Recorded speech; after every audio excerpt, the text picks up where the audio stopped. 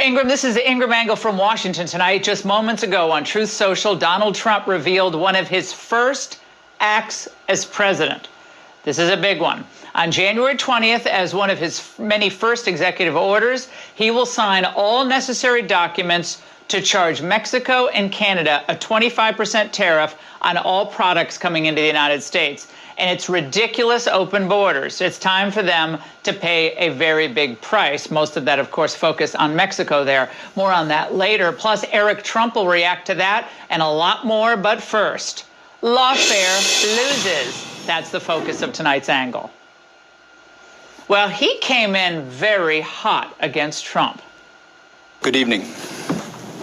Today, an indictment was unsealed, charging Donald J. Trump with conspiring to defraud the United States, conspiring to disenfranchise voters, and conspiring and attempting to obstruct an official proceeding. The attack on our nation's capital on January 6th, 2021, was an unprecedented assault on the seat of American democracy. So sanctimonious, but it turns out the unprecedented assault on our democracy was committed not by Donald Trump, but by the legal henchmen like Jack Smith and their political and media backers. Now, today, Smith was compelled to file motions to dismiss his cases against Trump, one of which was promptly granted by D.C. District Judge Tanya Chutkan. Now, this is obviously a huge victory for President-elect Trump, but Smith and his allies tried their best to frame the result as not based on the merits, but simply compelled by longstanding policy. This has nothing to do with the strength of the case. This simply has to do with the verdict, essentially, that voters gave on the Justice Department policy, longstanding Justice Department policy. The department is not allowed to prosecute a president, a sitting president. That shield, essentially, also applies to him as a elected president, as the president-elect. Now, when the news came out, Donald Trump posted on Truth Social that the cases were empty and lawless and should never have been brought. They are celebrating. This was the goal all along, was that they would get these cases dropped. The idea of it actually being revived in their mind seems highly unlikely. This seems like the end of all this. Well, but not so fast. While we love seeing these cases falling into the abyss one after the other, the petty and vindictive Jack Smith made sure to request that the cases be dismissed without prejudice, meaning? These cases could be revived after Trump serves this next term, right? That's right. I mean, if you look at the language that the special counsel used and that the judge uses in deciding this, without prejudice, means that when Donald Trump is no longer president of the United States, these cases could be revived. Yeah, theoretically, the charges could be reinstated on January 21st, 2029, when Donald Trump is 82 years young. Now, of course, Trump's DOJ can and should take actions to ensure that these cases aren't just dormant, they're dead. So as we celebrate Donald Trump's beating the Lawfare League at their own game, we must never forget how close they came to upending our entire system of government with their corrupt and illegal use of our justice system. Now remember, they were so desperate to stop Trump. The left even tried to use a whacked out interpretation of the 14th Amendment, which was a complete joke, to prevent him from being on the ballot in key states. Thank God they were goose-egged by the Supreme Court, which struck down the effort with an exclamation mark back in May. But ever since Trump announced his third run at the presidency, the DC machine and their venal auxiliaries were intent on locking him up. They're like jackals circling a wounded lion. The search of Mar-a-Lago.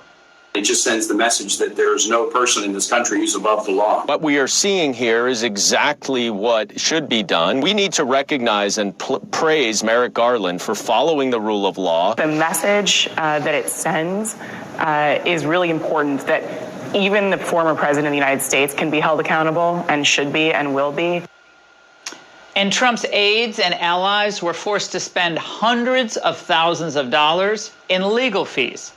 People's lives were turned upside down. Then it was, who will turn on Trump first? Who'll take a plea deal and give up the goods? All this speculating was so stupid. Then let's not forget following his motorcade in Manhattan to the courthouse, What about fingerprints? What about the mugshot? Everything you're going to be able to see live on TV. They're going to be mugshots. They're going to be fingerprints. Donald Trump will be fingerprinted. He will be photographed and end up with a mugshot. A picture that will live in infamy. The first mugshot of an American president splashed across the front pages this morning. Of course, he turned that into a huge coup for himself because he's smarter than they are. Of course, what about all the taxpayer dollars that were spent on these fraudulent cases? We'll never get it back. And we'll never really know how much was spent. Newsweek estimated that, about 50 million or so was spent by just Jack Smith's team. That's an understatement. So what we saw was a serious, concerted effort to use all the resources of the federal government to put Donald Trump in prison for the rest of his life. And it was all because they wanted to prevent you, the people, from having your say. And of course, him from being president. So history is going to remember Jack Smith and Alvin Bragg, Fani Willis, and the judges who let these cases get as far as they did as modern-day Keystone cops who chased Trump around, hounding him, trying to keep him off the campaign trail because they hated his agenda. They hate everything he stands for. So it's a mistake, though, to write them off as all incompetence. Their teams were backed by some of the smartest and toughest, meanest lawyers out there.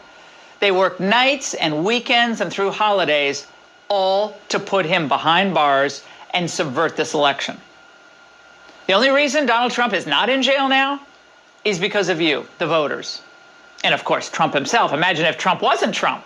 Forget about it. Most people would have folded like a $20 lawn chair. He fought like his freedom depended on it, but mostly because our freedom depended on it.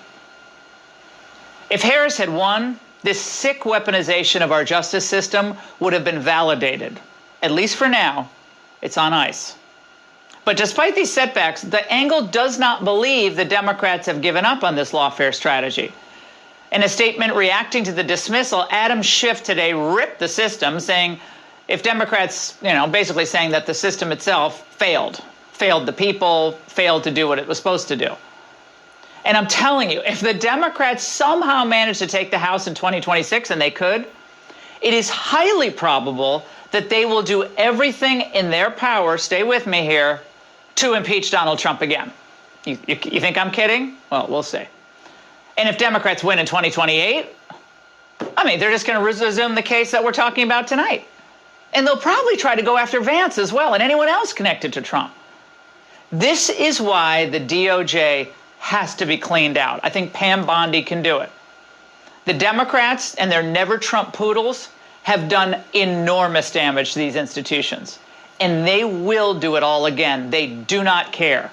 There should be, however, consequences where appropriate so that this never happens again. And that's the angle. Hey, Sean Hannity here. Hey, click here to subscribe to Fox News YouTube page.